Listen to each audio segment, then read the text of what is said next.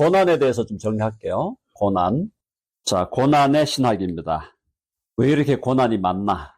고난, 고통, 고난과 고통. 영어로 하면은 고난은 suffering에 가깝고 고통은 pain에 가깝습니다. Theology of pain or theology of suffering. 그래서 고난과 고통의 신학인데, 참 우리 인생은 사실은 고난으로 시작해서 고난으로 끝난다고 해도 과언이 아니죠. 우리가 태어날 때 어머니들이 많은 고난을 당하시는데 아기도 고난을 당한대요. 나올 때 엄청난 그 아기도 자기 에너지를 쓰고 나오기 때문에 생명이 태어난다는 것이 고난입니다. 아기의 생명을 낳는 어머니도 고난이고 자녀도 나올 때 고난인데, 물론 이제 생명이 태어나는 그 사건 자체, 그러니까 태어날 때 또 기쁨이 있으니까 또 기쁨이 그 고난을 이기게 만들죠. 그래서 고난과 고통, 그 다음에 이제 이것과 반대되는 게 기쁨이다고 본다면, 우리가 성경이 말씀하는 거는 하나님은 기쁨의 하나님이세요. 이해되시죠? 하나님은 기쁨. 하나님이 계신 곳에는 항상 기쁨이 있다 그랬어요. 하나님이 계신 곳에는 기쁨이 있다. 근데 이 기쁨은요, 기쁨의 능력은 뭐냐면 고난과 고통을 이겨버리는 거예요. 그러니까 아무리 고난과 고통이 많았더라도 기쁨을 누리면 고난과 고통을 잊어버리고 이기면서 기쁨이 고난과 고통을 사실은 잠재워버리는 거예요. 자, 그 원리가 거기에 나타나는 겁니다. 그러니까 하나님 안에 있는 기쁨이, 그 기쁨이 고난과 고통을 이겨낼 수 있는 힘이 된다. 그래서 고난과 고통에 대해서 우리가 첫째로 이해해야 될 것은, 크리스찬과 난 크리스찬이 상관없이, 그리스도인이든 난 크리스찬이든 상관없이 모든 사람에게 있는 고통이 있어요. 모든 사람이 겪는 일반적 고통입니다. 그러니까 이거는 예수님을 믿는 사람이나 믿지 않는 사람이나 상관이 없어요. 이 땅에 태어나서 살아가는 모든 인간은 다 고통과 고난, 일반적으로, commonly, 모든 사람이 다 겪는 고통이 있습니다. 이게 왜 그럴까? 이 세상은 현재 누가 지배하고 있습니까? 사탄이 지배하고 있고, 세상이 그렇죠? 세상의 질서가 그렇죠? 세상의 질서를 사탄이 지배하고 있어요. 자, 그렇다고 지금 사탄이 이긴 건 아닙니다. 아시죠? 자, 사탄이 지배하고 있고, 그 다음에 인간은 또 뭐예요? 사람은 다 죄인들이에요. 자, 모든 사람이 죄인입니다. 죄인으로 태어납니다. 그리고 세상의 질서는 사탄이 지배하고 있어요.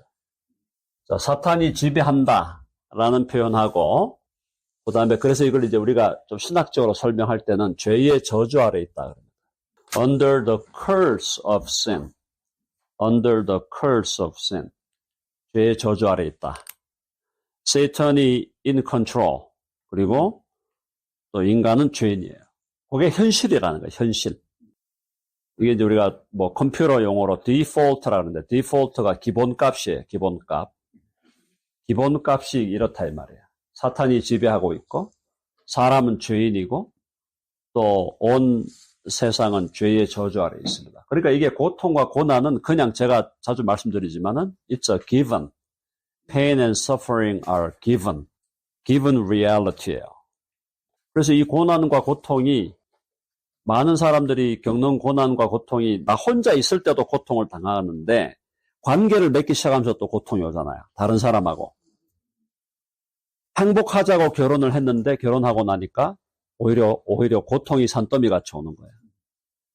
두 사람이 좋아해가지고도 결혼하고, 또 아주 막 뜨겁게 안 좋아했다 해도 결혼하면은 뭔가 좋은 일이 생기겠지라고 기대하면서 결혼을 했는데 하고 나니까 오히려 고통과 고난이 산더미처럼 오더라.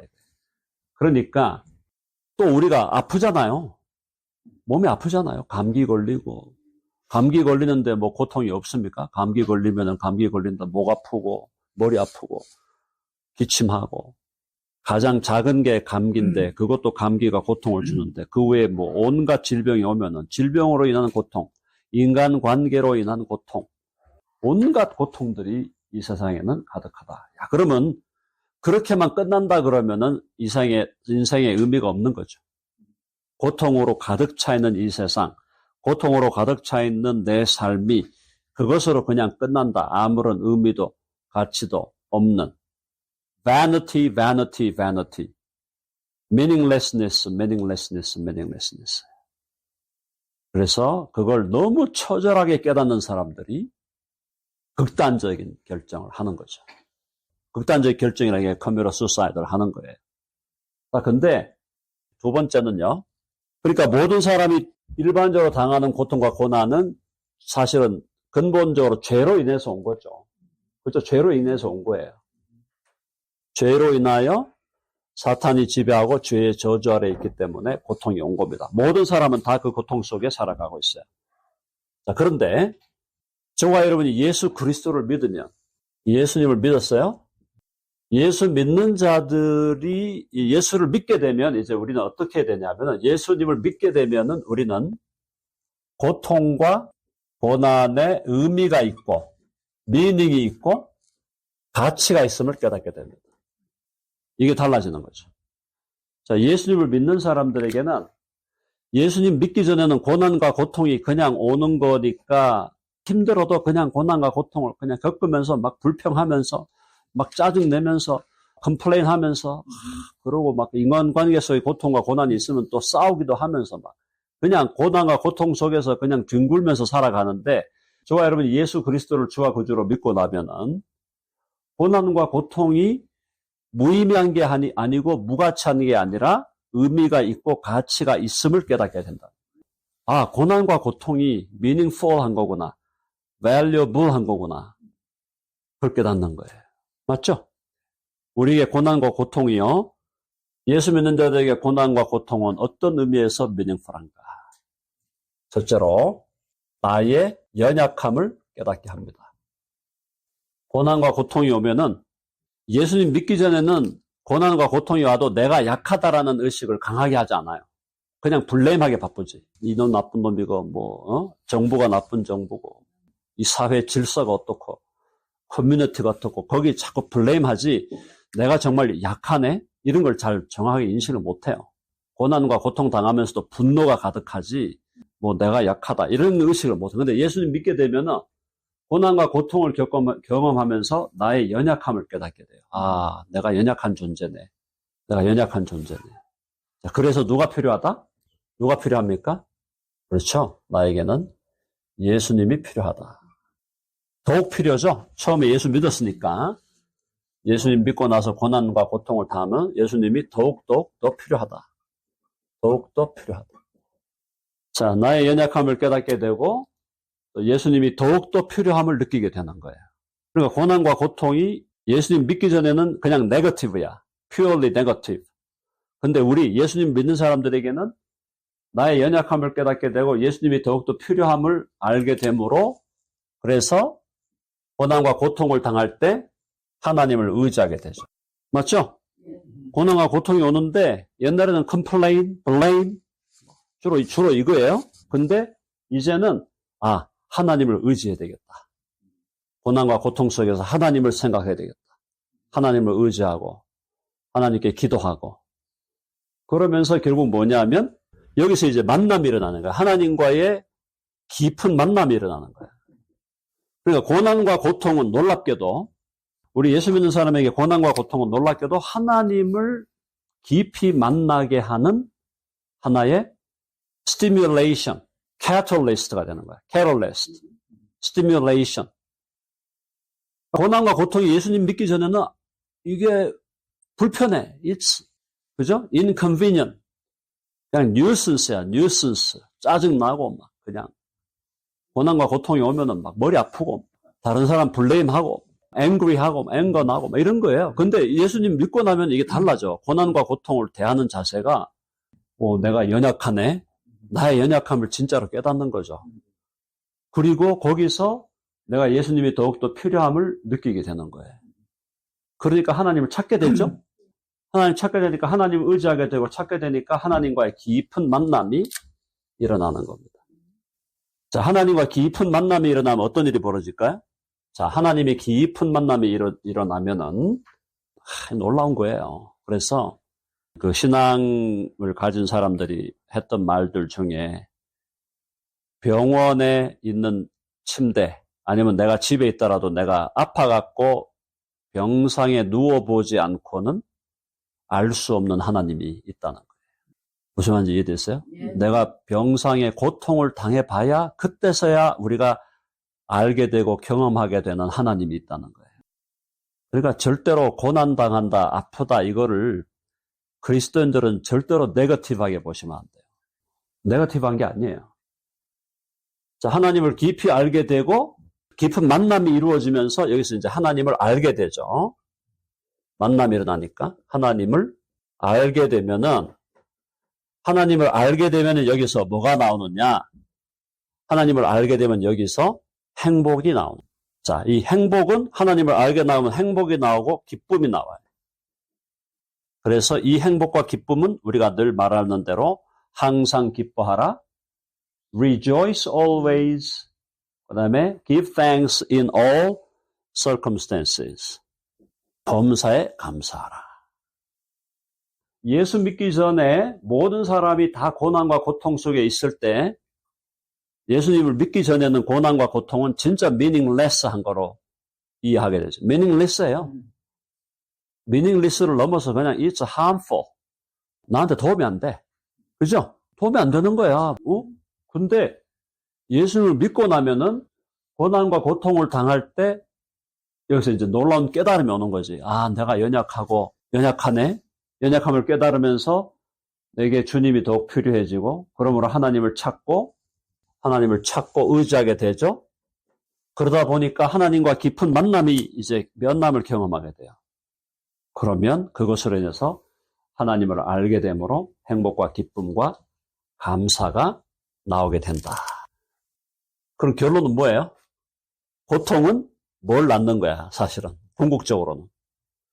고통과 고난을 통과하면, 고통과 고난을 말씀을 통해서 또 주님을 믿는 믿음으로 의지하면서 고통과 고난을 잘 통과하면 그 결과는 행복과 기쁨과 감사. 근데 이 고통과 고난을 경험하는 것을 우리가 한두 번 하는 게 아니잖아요. 예수님 믿고 나서도 여러 번 경험하잖아요. 작은 고통, 큰 고통. 그러면 이제 이걸 경험하면서 뭘 느끼는가 하면 이제는 고통이 와도 딱 준비가 되는 거야. 아, 고통이 오니까 이거는 오히려 내게 복이 된다. 고통이 내게 복이 된다는 걸 깨달으니까 고통을 겪어가는 처음부터 아예 신비한 얘기입니다. 고통을 경험해가는 첫 순간부터 아예 기쁨으로 행복으로 감사로 그냥 넘겨버리는 거예요. 처음에는 예수님 믿는 사람도 처음에는 고통 고난 당할 때 처음에는 조금 힘들어요. 힘들게 그냥 이겨나다가 이거 몇 차례 이제 경험을 해. 한 10번 정도 경험을 하고 나면 아, 이 고통과 고난이라는 것이 결국은 하나님께서 나를 더 복되게 하시려는 거구나. 아, 고난과 고통이 하나님 찾으라는 거네. 하나님 찾으라는 거네. 다시 하나님 찾고 하나님을 구하라는 사인이구나. 그러니까 고난과 고통이 오는 순간부터 벌써 하나님을 찾고 하나님을 구하면 그 과정도 기쁨으로 넉넉히 이기는 거예요. 결과만 행복한 게 아니라 고난을 이겨가는 과정 속에서도 넉넉히 이긴다. 넉넉히 이긴다. 한번 해봅시다. 넉넉히 이긴다. 그럼 넉넉히 이기는 거는 뭐냐? 하나님을 깊이 만나야 돼요. 이게 핵심이에요. 하나님과의 깊은 만남이 일어나야 돼요. 그러면 우리는 하나님을 알고 행복하게 돼요. 하나님을 우리가 깊이 만난다. Deep encounter with God. 하나님과의 깊은 만남이 일어나요. 하나님과의 깊은 만남은 어떻게 일어날까요? 고난 속에서 하나님을 찾고 하나님을 의지하게 되면서 하나님과의 깊은 만남을 갖게 되는데 이 하나님과의 깊은 만남을 위한 도구가 뭐냐? 말씀과 기도, 예배. 말씀 플러스 기도 equals 예배. 말씀을 통해서 우리는 하나님이 내 인생에 고난과 고통을 주신 이유와 목적을 깨닫게 되는 거예요. 그래서 기도하면서 하나님, 내게 힘을 주세요. 하나님께서 내가 너를 사랑하노라 하니까 나도 하나님을 사랑합니다.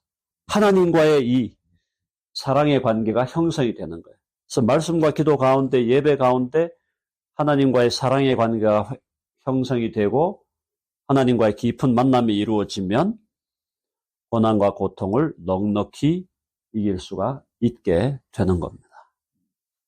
거기에 신비한 힘이 있는 거예요. mysterious한 파워가 있어. supernatural한 능력이 있다고요. 하나님을 만나고 하나님과 사랑에 빠지고 하나님 안에서 오는 하나님이 주시는 기쁨이 나를 사로잡으면 이 과정 속에서도 넉넉히 이기게 된다. 고난이 오느냐 안 오느냐 이거는 우리가 결정할 수 없는 거예요. 고난은 오게 돼 있어요. 내가 원하지 않아도 오고 고난을 원하는 사람이 누가 있겠어요.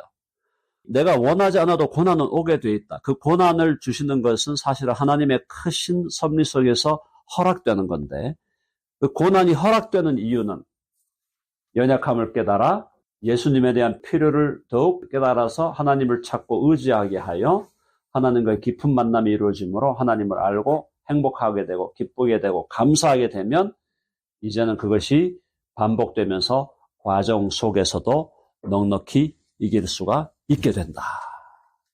자, 그러므로 그리스도인에게 고난은 뭡니까? 그리스도인에게 고난은 무의미한 것도 아니고 네거티브한 것도 아니에요. meaningless한 거 아니고 네거티브한 거 아니라 meaningful한 거고 positive한 거예요. positive.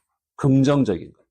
고난과 고통을 긍정적으로 받아들이고 고난과 고통을 의미 있는 것으로 받아들이고 그리고 고난과 고통 속에서 하나님을 만나고 그래서 그걸 이겨나가게 되고 그 과정을 통해서 이제 과정 속에서 넉넉히 이기면은 그러면 우리는 고난과 고통을 대해서 우리가 어떻게 될까요? 우리가 믿음이 자라게 돼. 성숙하죠? 성숙이 일어나죠? 우리가 성숙하게 돼. 성숙하면 이게 성숙의 결과는 뭐냐면 우리는 다른 사람을 도와줄 수 있게 돼요. 고통 중에 있는 다른 사람을 도울 수 있는 사람이 돼요.